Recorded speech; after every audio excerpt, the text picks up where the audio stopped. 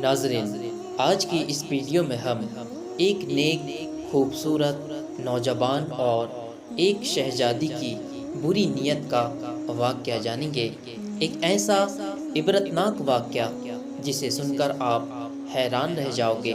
تو چلیے ناظرین، ویڈیو کو شروع کرتے ہیں کہ ایک نوجوان تھا جو بڑا ہی خوبصورت اور نیک تھا، جو پٹاریاں بیچا کرتا تھا۔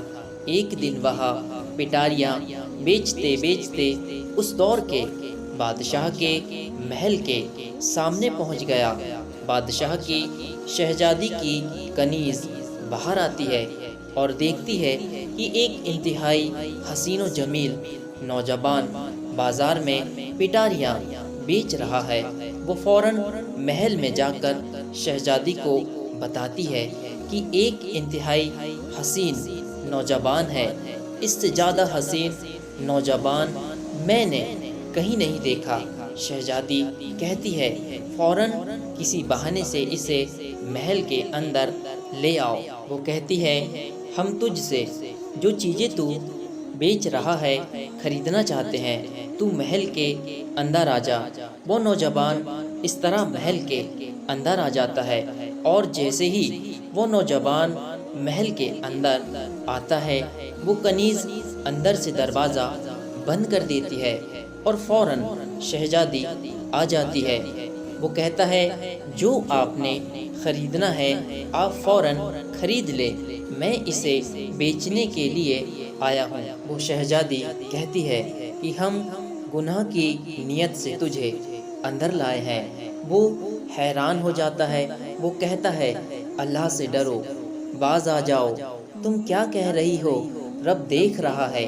وہ شہزادی کہتی ہے اگر تو نے ہماری بات نہ مانی تو ہم بادشاہ کو بتائیں گے کہ تو زبردستی اندر آ گیا ہے، تو جبراً اندر آ گیا ہے۔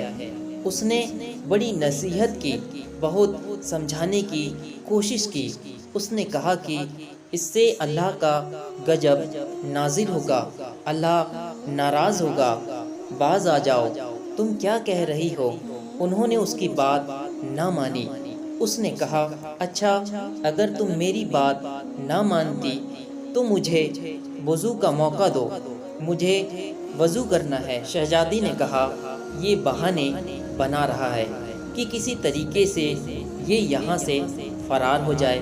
ایسا کرو، اس محل کی چھت پر اسے وضو کے لیے جگہ دے دو تاکہ چھت سے یہ کہیں فرار نہ ہو پائے۔ اسے چھت پر لے جایا جاتا ہے۔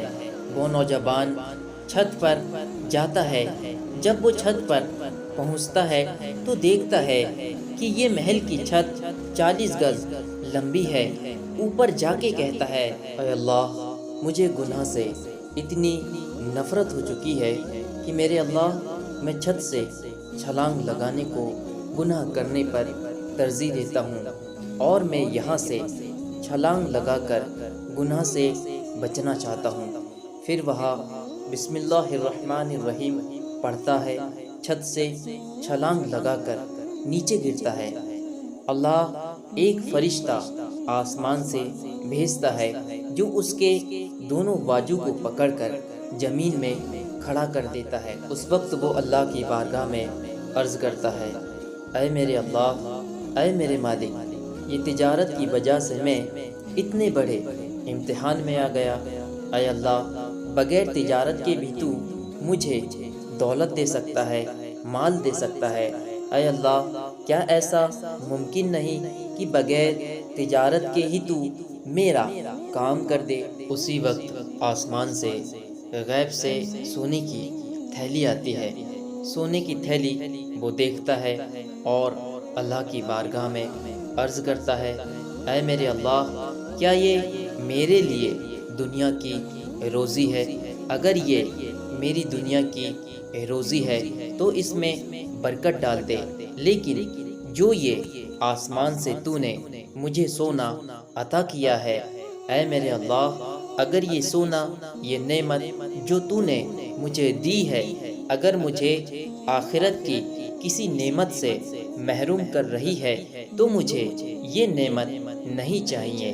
یہ مجھے نہیں چاہیے۔ اسی وقت غیب سے آواز آتی ہے کہ جب تو چھت پر تھا اور تجھے گناہ کرنے کا موقع مل رہا تھا تو نے صبر کیا، یہ اس صبر کا انعام ہے جو تجھے دنیا میں ہی مل گیا۔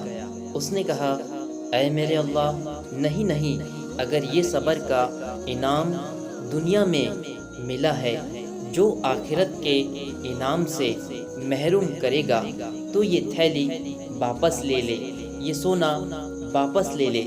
اسی وقت وہ سونا پھر لے لیا گیا۔ اس نے کہا، مجھے آخرت کا انعام چاہیے۔ یہ ہے لذت اور گناہ کا موقع ملے اور انسان پھر بھی توبہ کر لے اور انسان گناہ سے بچ جائے، پھر وہ شخص جب عبادت کرتا ہے تو اس کی عبادت کا عالم جدا ہوتا ہے۔